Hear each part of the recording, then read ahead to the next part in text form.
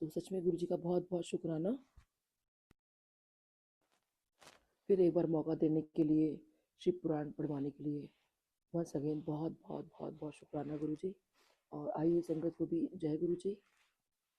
ओम श्री गणेशाय नमः। ओम नमः शिवाय, शिव जी सदा सहाय। ओम नमः शिवाय, गुरु जी सदा सहाय। हम लोग यहाँ पढ़ रहे हैं शिव पुराण महात्म्य और आज का अध्याय है 5। चंचुला के प्रयत्न से पार्वती जी की आज्ञा पाकर तुमरू का विंध्या पर्वत पर शिव पुराण की कथा सुनाकर बिंदु का पिशाच योनि से उद्धार करना तथा उन दोनों दंपति का शिव धाम में सुखी होना। सूची बोले शौनक, एक दिन परम आनंद में निमग्न हुई चंचुला ने उमा देवी के पास जाकर प्रणाम किया और दोनों हाथ जोड़कर रन की स्तुति करने लगी। चंचुला बोली, गिरिजानंदिनी, स्कंद माता उमे, मनुष्यों ने सदा आपका सेवन किया है। समस्त सुखों को देने वाली शंभु प्रिय आप ब्रह्म स्वरूपिणी हैं, विष्णु और ब्रह्मा आदि देवताओं द्वारा सेव्य हैं। आप ही सगुणा और निर्गुणा हैं तथा आप ही सूक्ष्म सच्चिदा आनंद स्वरूपिणी आद्य प्रकृति हैं। आप ही संसार की सृष्टि, पालन और संहार करने वाली हैं। तीनों गुणों का आश्रय भी आप ही हैं। ब्रह्मा, विष्णु और महेश्वर, इन तीनों देवताओं का आवास स्थान तथा उनकी उत्तम प्रतिष्ठा करने वाली पराशक्ति आप ही हैं। सूची कहते हैं शौनक, जिसे सदगति प्राप्त हो चुकी थी, वह चंचुला इस प्रकार महेश्वर पत्नी उमा की स्तुति करके सिर झुकाए चुप हो गई। उसके नेत्रों में प्रेम के आंसू उमड़ आए थे। तब करुणा से भरी हुई शंकर प्रिया भक्तवत्सला पार्वती देवी ने चंचुला को संबोधित करके बड़े प्रेम से इस प्रकार कहा। पार्वती बोली, सखी चंचुले सुंदरी, मैं तुम्हारी की हुई स्तुति से बहुत प्रसन्न हूँ। बोलो क्या वर मांगती हो? तुम्हारे लिए मुझे कुछ भी अदय नहीं है। देखिए, जैसे हमने पीछे पढ़ा कि चंचुला जो है वो कितने बुरे कार्य करके आती है, लेकिन जब वो शिव पुराण की कथा सुनती है और उसका मन परिवर्तन होता है और वो जो है शिवलोक पहुंच जाती है। वहाँ पे साक्षात सबके दर्शन करती है। भगवान शिव, माँ पार्वती, गणेश जी, कार्तिकेय जी सब वहाँ पर होते हैं। और कार्तिक जी का नॉट श्योर, बट जितने भी भृंगी ऋषि थे, नंदीश्वर थे, वीरभद्रेश्वर थे, सारे वहाँ पर होते हैं। और जब वो जाती हैं और क्षमा याचना भी करती हैं और माँ पार्वती उन्हें माफ़ भी कर देती हैं। तो और देखिए, कहते हैं कि भक्ति में कितनी शक्ति होती है। और शिव पुराण का जो महात्म्य है, जो हम ये पढ़ रहे हैं कि इसका महत्व क्या, सिग्निफिकेंस क्या है, क्यों हमें ये पढ़ना चाहिए। तो और देखिए, जो चंचुला है फिर माँ पार्वती की सखी बन जाती है, तो कितना सिग्निफिकेंस है देखिए शिव पुराण पढ़ने का। तभी आई थिंक गुरुजी कहते थे कि शिव पुराण पढ़ना चाहिए। तो यहाँ पर जो है देखिए, वो माँ पार्वती से अब जो है उनकी स्तुति की और फिर वो चुप हो जाती है। तो माँ पार्वती अब उनसे पूछती है कि तुम्हें तुम्हें क्या चाहिए। वो कहती है, चंचुला बोली, निष्पाप गिरिजा कुमारी, मेरे पति बिंदु इस समय कहाँ हैं, उनकी कैसे गति हुई है, यह मैं नहीं जानती। कल्याण में दीन वत्सले, मैं अपने उन पतिदेव से जिस प्रकार संयुक्त हो सकूं, वैसा ही उपाय कीजिए। महेश्वरी, महादेवी, मेरे पति एक शूद्र जातीय वेश्या के प्रति आसक्त थे और पाप ही डूबे रहते थे। उनकी मृत्यु मुझसे पहले ही हो गई थी, ना जाने वे किस गति को प्राप्त हुए। गिरिजा बोली, बेटी, तुम्हारा बिंदुक नाम वाला पति बड़ा पापी था। उसका अंतःकरण बड़ा ही दूषित था। वेश्या का उपभोग करने वाला वह महामूढ़ मरने के बाद नरक में पड़ा। अगणित वर्षों तक नरक में नाना प्रकार के दुख भोग कर वह पापात्मा अपने शेष पाप को भोगने के लिए विंध्य पर्वत पर पिशाच हुआ। इस समय वह पिशाच अवस्था में ही है और नाना प्रकार की कलेश उठा रहा है। वह दुष्ट वही वही वायु पीकर रहता है और सदा सब प्रकार के कष्ट सहता है।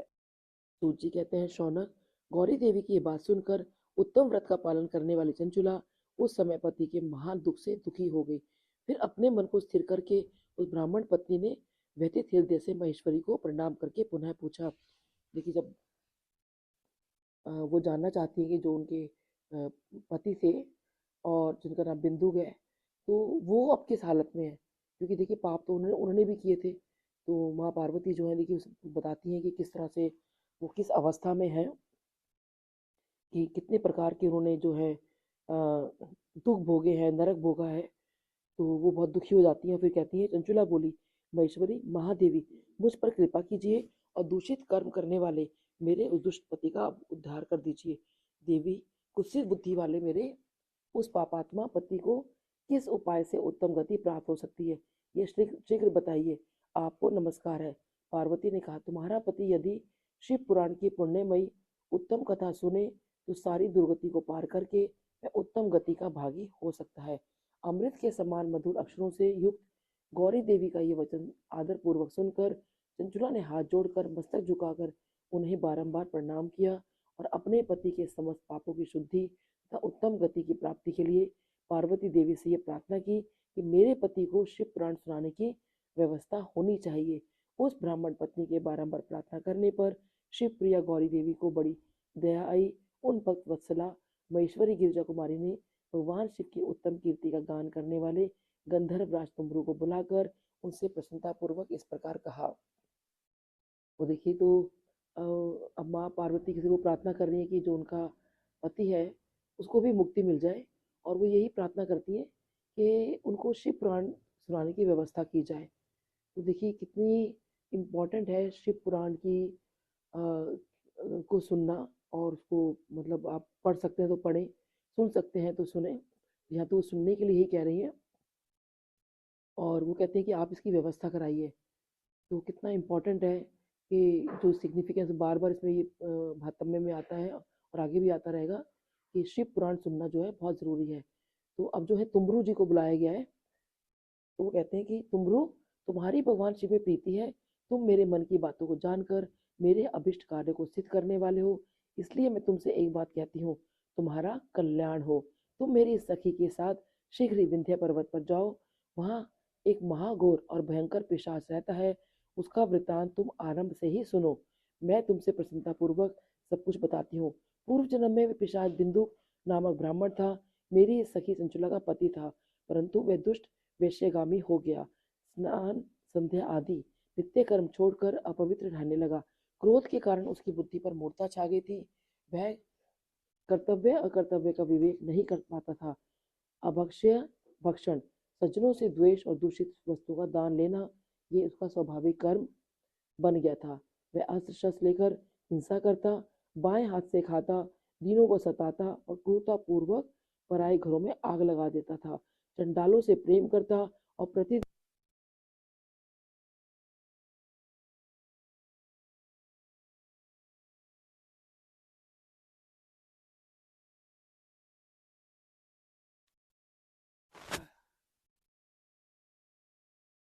बड़ा दुष्ट था। वह पापी अपनी पत्नी का परित्याग करके दुष्टों के संग में ही आनंद मनाता था।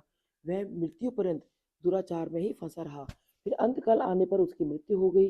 वह पापियों के भोग स्थान घोर यमपुर में गया और वहां बहुत से नरकों का उपभोग करके वह दुष्ट आत्मा जीव इस समय विंध्या पर्वत पर पिशाच बना हुआ है।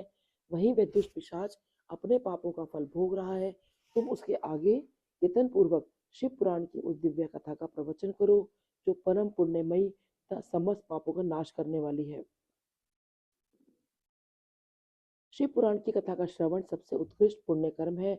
उससे उसका हृदय शीघ्र ही समस्त पापों से शुद्ध हो जाएगा और वह प्रेत योनि का परित्याग कर देगा। देखिए कथा का श्रवण कितना जरूरी है। अभी गुरु जी भी कहते थे ना कि तुम्हें कोई शब्द बाणी कुछ भी समझ नहीं आ रहा था तो मत समझो, एटलीस्ट उसको सुनो, क्योंकि उसके कानों में पढ़ने में ही देखिए मतलब कहते हैं कि कितने कितने पाप जो है वो धुल जाते हैं। उस दुर्गति से मुक्त होने पर बिंदुक नामक पिशाच को मेरी आज्ञा से विमान पर बिठाकर तुम भगवान शिव के समीप ले आओ। सूत जी कहते हैं, शौनक, महेश्वरी उमा के इस प्रकार आदेश देने पर गंधर्व राज तुमरू मन ही मन बड़े प्रसन्न हुए। उन्होंने अपने भाग्य की सराहना की। देखिए तुमरू जी जो है वो कितने प्रसन्न है, अपने भाग्य की सराहना कर रहे हैं कि उनको ये मौका मिल रहा है कि शिव पुराण की कथा को वो सुना सकें। तो देखिए ये हमें भी अपने ना भाग्य की बहुत सराहना करनी चाहिए कि हमें जो शिव पुराण सुनने को भी और पढ़ने को यहाँ मिल रहा है।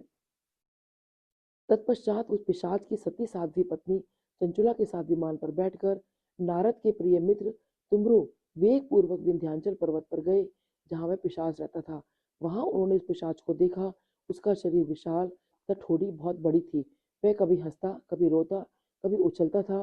उसकी आकृति बड़ी विकराल थी। भगवान शिव की उत्तम कीर्ति का गान करने वाले महाबली तुमरू ने उस अत्यंत भयंकर पिशाच को पाशों द्वारा बांध लिया। तदनंतर तुम्बरू ने शिव पुराण की कथा बांचने का निश्चय करके महोत्सव युक्त स्थान और मंडप आदि की रचना की। इतने में ही संपूर्ण लोकों में बड़े वेग से ये प्रचार हो गया कि देवी पार्वती की आज्ञा से एक पिशाच का उद्धार करने के उद्देश्य से शिव पुराण की उत्तम कथा सुनाने के लिए तुम्बरू विंध्य पर्वत पर गए हैं। फिर तो उस कथा को सुनने के लोभ से बहुत से देवर्षि भी शीघ्र ही वहां जा पहुंचे। देखिए, इसकी पहले तो जब व्यवस्था की जाती है तो जगह जगह बताया जाता है कि शिव पुराण की कथा वहाँ पर जो है शुरू होने वाली है। और देखिए, वहाँ पे जितने देव ऋषि थे सबके सब वहाँ पहुँचते हैं।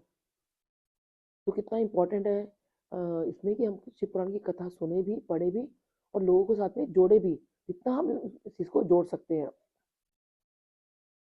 आदर पूर्वक शिव पुराण सुनने के लिए आए हुए लोगों का उस पर्वत पर बड़ा अद्भुत और कल्याणकारी समाज जुट गया कि तुम्बरू ने उस पिशाच को पाशों से बांधकर आसन पर बिठाया और हाथ में वीणा लेकर गौरीपति की कथा का गान आरंभ किया।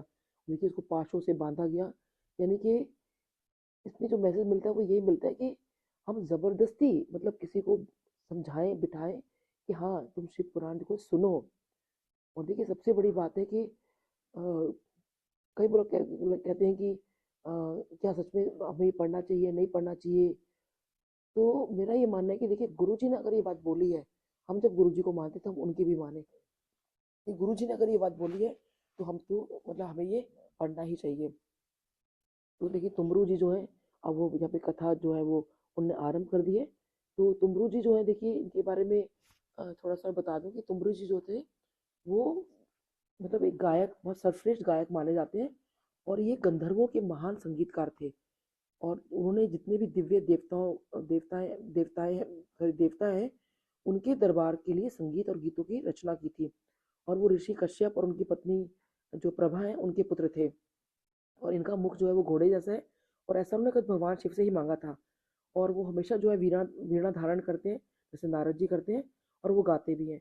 और जो गंधर्व लोग होते हैं वो एक प्रकार के पौराणिक उप देवता होते हैं, जो उस वक्त जितने भी देवता होते थे उनके दरबार में गाने बजाने का काम करते थे। और महिलाएं जो होती थी वो नाचने का काम करती थी और ये लोग गाने का काम करते थे।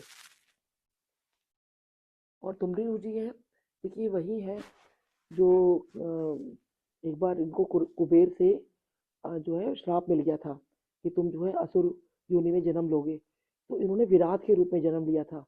तो विराट जो है जब ये वन में थे, जब भगवान श्री राम जी, लक्ष्मण जी और माँ सीता जो है वन से निकल रहे थे, तो उस वक्त जो है भगवान श्री राम मतलब ये उनको उनका रास्ता रोकते हैं।